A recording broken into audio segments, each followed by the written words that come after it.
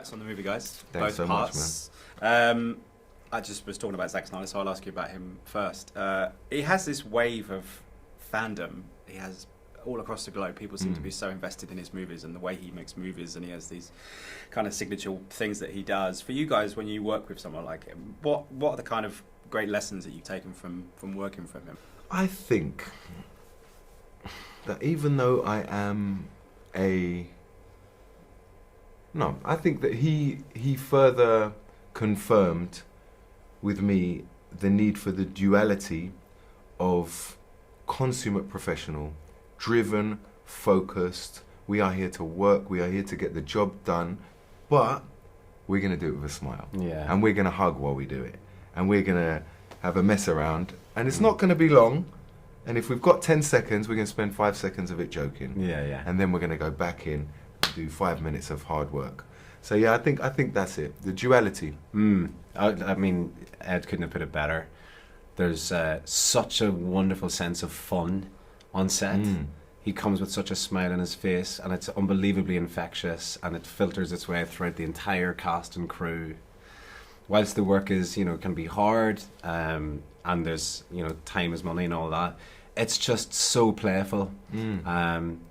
I find him incredibly inspiring. And aside from anything else, his teaming imagination is like mind-blowing. Yeah. The way he would talk about this universe, which is so much more expansive than even these two movies can possibly touch upon, is genuinely like, your mind, your imagination is incredible. And I find that just so gorgeous a thing to be a part of, to be around. Yeah.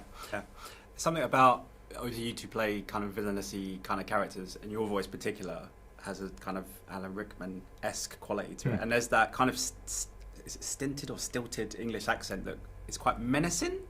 I wonder what you guys took your inspiration from for this. These are the kind of influences. Well, first of all, respect to Alan Rickman, man. I know, what a legend. First of all, Such a legend, pay homage.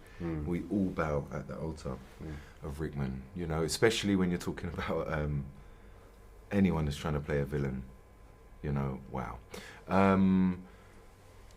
My voice was based on Olivia Colman in The Crown. Oh, wow. Yeah. That classic villain of our... Olivia Colman. Or the Queen. Yeah. The Queen maybe is some villain. There's no respect to her as well.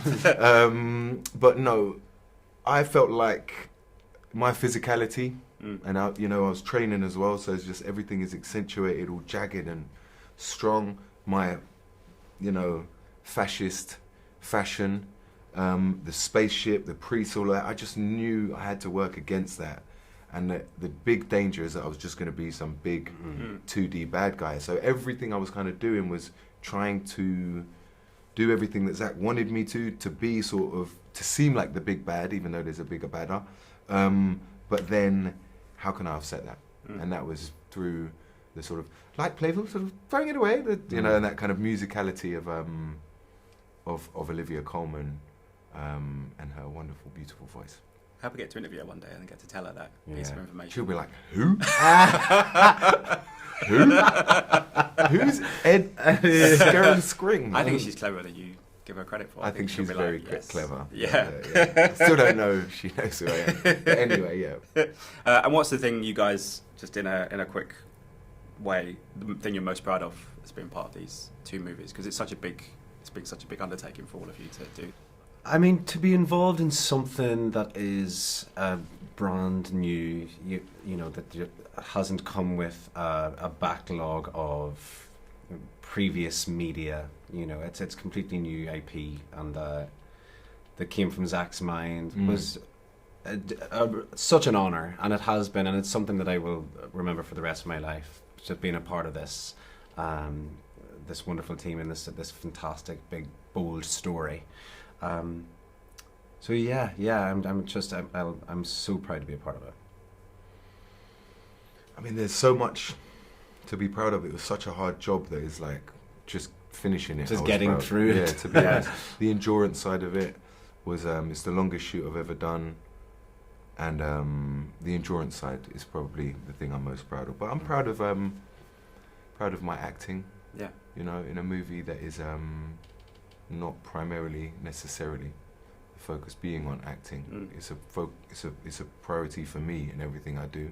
And the further away it comes from being something which is purely just like, two people in a room talking in a Woody Allen movie or Barry Jenkins, it's like, further we get away from that, the more I want to kind of bring it back to that. Yeah. So I'm proud of that, but so much to be proud of. Are we seeing you and Francis in July? Did we know? Deadpool 3? No. No? Sorry to ruin it. No. Yeah. I love Ryan and I love Sean, who I worked with on All the Light We Cannot See. As much as I'd love to go and would have loved to have gone and played with them, I love drawing a line in the sand. Yeah. And I love just moving on. I'm really proud of Ajax, or Francis, as people love to call me still. Yeah. But it's just like, it's done. It was great. Yeah. Let's keep it moving. Same with this. It's like you draw the line and you mosey off into the sunset, and into another town. And then we come to August and we all realise that you're lying. Exactly. It's true. And they drag us back in. Drag you back in.